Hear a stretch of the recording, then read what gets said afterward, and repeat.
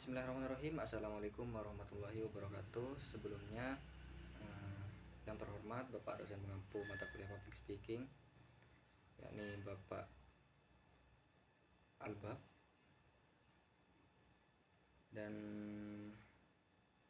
perkenalkan sebelumnya saya Syahrul Ferdiansyah dengan NIM 2238 103 1041 157. Di sini saya akan memenuhi tugas UAS yang sudah diperintahkan oleh Bapak, yaitu pidato yang berjudul tentang konten kreatif dampak nyata, kontribusi digital generasi Gen Z untuk pendidikan. Langsung saja. Assalamualaikum warahmatullahi wabarakatuh. Salam sejahtera bagi kita semua. Yang saya hormati Bapak serta Ibu guru sekalian dan para hadirin serta rekan-rekan generasi muda yang saya banggakan. Puji syukur kita panjatkan kehadirat Allah Subhanahu wa taala, karena dengan rahmatnya kita masih diberi kesempatan untuk berkumpul pada hari ini dalam keadaan sehat dan semangat. Pada kesempatan berbahagia ini, izinkan saya menyampaikan pidato dengan judul dari konten kreatif ke dampak nyata, yaitu kontribusi digital generasi Z untuk pendidikan. Hadirin yang saya hormati, kita semua tahu bahwa saat ini kita hidup dalam era digital, di mana teknologi bukan lagi sebuah pilihan, melainkan kebutuhan. Generasi Z yang seperti generasi yang sekarang ini lahir di antara tahun 1997 hingga 2012 dan tumbuh berkembang bersama internet serta media sosial serta perangkat-perangkat pintar lainnya. Bukan hanya pengguna teknologi, tapi juga pencipta tren untuk membentuk opini, bahkan agen-agen perubahan. Seperti itu. Di tengah arus digital yang deras ini, muncul satu fenomena yang sangat menonjol, yaitu konten kreatif mulai dari video TikTok,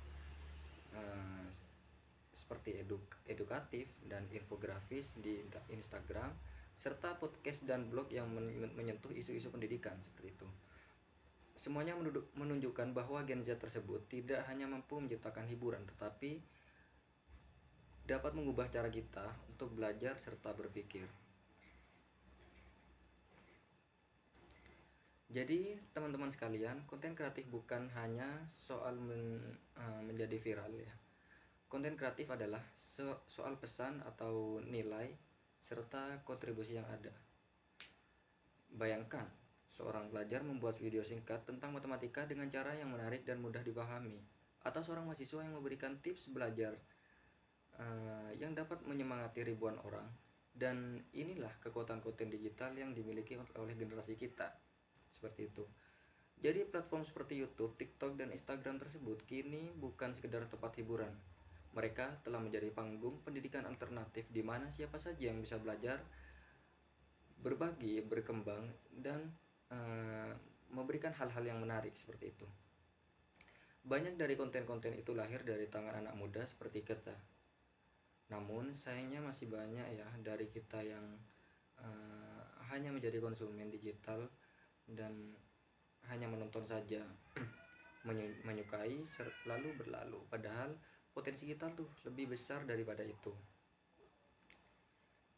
Generasi Z itu memiliki kreativitas tinggi, penguasaan teknologi yang mumpuni, serta kepedulian sosial yang luar biasa.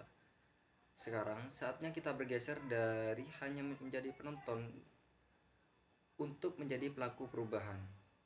Jadi mari kita ubah pola pikir kita, jangan hanya tanya konten apa yang mau saya tonton hari ini, tapi ubahlah menjadi konten apa yang bisa saya buat untuk memberikan manfaat bagi nusa dan bangsa seperti itu. Hadirin yang saya banggakan, pendidikan adalah salah satu bidang yang sangat membutuhkan kontribusi digital bagi anak-anak daerah serta pelosok yang sulit mengakses sumber belajar berkualitas.